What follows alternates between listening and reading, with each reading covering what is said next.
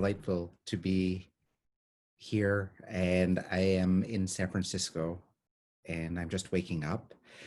And I decided that since this is all about curiosity, that I would not prepare a talk and would simply be curious about what I might respond to in terms of how I would answer the questions that you've posed. And so I didn't really look at them until just now. I have printed them out so that I can ask myself these questions and I can respond to them in some way that um, well, I can't really tell you what's going to come out of my mouth. So it's an experiment. So I am first going to ask myself, what are the thinking processes, methods, and approaches that guide your research? So I studied philosophy in college, and philosophy was, on the one hand, really remarkable in terms of all that it taught me in rigor as far as logic is concerned, and also in a general sense of a survey of how people have thought about big problems and the formulation of big ideas throughout much of history. And yet, when I tried to talk to my mother about any of this, it really didn't go very far, nor with friends who were studying in other fields, nor with really anyone else other than a select few who were in the philosophy department with me. And that felt like it was kind of a problem as far as I was concerned. I mean, I got into philosophy. I decided to study philosophy because I'm interested in everything. I'm curious about everything, and it seemed to me that Socrates, well, aside from the hemlock at the end, but led a pretty good life as far as being able to ask questions and to engage others in conversation, where others were not only his peers, but really it was everyone. And I wanted to find a way in which to do that. So my method, I guess, is to do everything in a way that you're not supposed to do it. And what I mean by that is that I abandoned philosophy as an academic pursuit. I don't think that they would have had me much longer anyway, given my incompetence at doing formal logic at any level of sophistication. But I abandoned philosophy only then to come back around to it in my own way, on my own terms, which is to say, by way of the art world. And I mean, I have no business being an artist any more than I have any business being a philosopher or anything else. I really have no training at any level of real depth in any field. And that is, I think, on purpose, or at least I like to tell myself that. And the reason I like to tell myself that, and the reason that I claim it, is that it gives me the freedom to be able to move between disciplines and to be able to think about things from a place maybe that wouldn't ordinarily be brought to bear on the question at hand. And so the art world was really interesting to me, remains really interesting. I still don't really know what it is. I don't know what goes on there. And I'm an art critic as well, so I should know, but I honestly don't think that anybody who is honest, after Duchamp installed a urinal at an exhibition in around, I think, 1913, I don't think that anyone really has been able to say what art is anymore. And that is both catastrophic in terms of the fact that it means that a lot of people have kind of repeated the Duchampian trick over and over again. And that's just not interesting. But it's also, I think, incredibly generative because it's a space that's totally open to be able to undertake any sort of investigation, to pursue curiosity in the most broad sense of the word.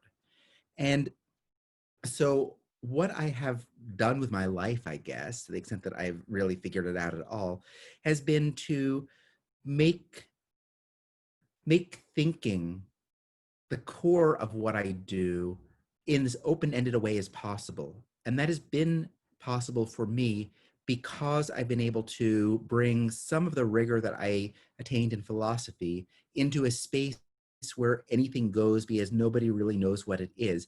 And anyone can enter, and a lot of people do.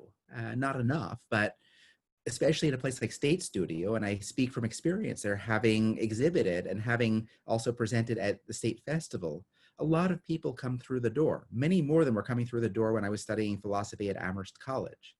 So the principal method that I smuggled out of philosophy, and when I smuggled it out, I bungled it along the way and became much more interesting, in my opinion, is something known as the thought experiment.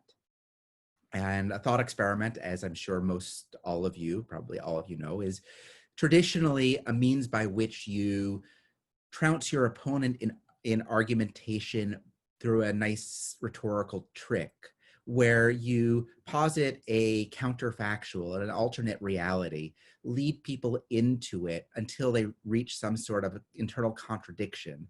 And at that point, well, it proves that you're right because you set it up, you stack the deck, and you basically manage to make an argument that ultimately, to me, feels like it isn't very interesting because it's a dead end. It's an argument that you made and it reached a conclusion. And I don't really have anything conclusive to say, which is why I'm rambling here in this way and why I'm asking myself these questions in a way that I just don't know what I'm going to say as far as response is concerned.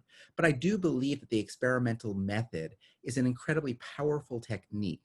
And so what I did was, and as I said earlier, I don't have any discipline of my own. So therefore I take from all over the place, from all different disciplines, and put things together in ways that seem to work or seem to do something interesting, which is to say, seem to be able to inform my curiosity and to amplify that curiosity. So what I did was I took the thought experiment and said, what if I were to actually think of it as an experiment? What if I were to actually go out and make a counterfactual or make an alternate reality as real as can be and invite others into it along with me and to figure out what transpires, what we learn as a result of that, what we can discover as a result of that. And so in the introduction, a number of projects were brought up.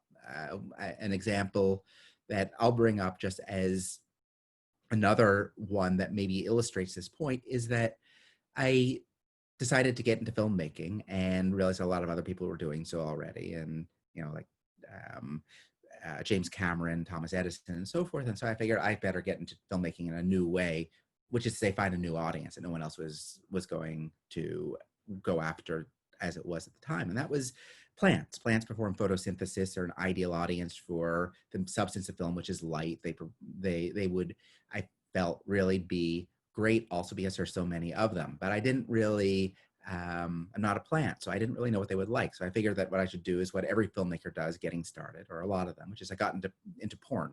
So I made pornography for plants by filming honeybees pollinating flowers. And it was real smut as far as the plants were concerned, I believe. I don't know. I said, I'm not a plant, but I think so. And so projected that onto the foliage of houseplants. And then I subsequently tried to go legit by making travel documentaries, filming skies in Europe, projected onto plants in New York, and so forth. But the point of all of this is to say that I was setting up a counterfactual that was, in fact, potentially a generative basis for then looking at what we do. So by looking at plants watching movies, or looking at plants having a mediated experience, it was a way in which we could look at ourselves from outside of ourselves and consider what that mediation does to us, because so much of our experience is. We're all together here today as a result of this technology known as Zoom, which currently runs the universe, apparently. And it is a technology that makes it so that we're here and not here. But I don't think that we've really thought through what that means, not sufficiently. And my curiosity really is motivated by trying to figure out, and here I'm going to jump the gun on the second question. The second question is, what are you currently curious about? What would you like to discover and explore further? I'm curious about everything. I'm not really that curious about sports. I'm trying to be, because I think I should be curious about absolutely everything. And it's hard. I just never really understood sports, but nevertheless, I'm really interested in everything.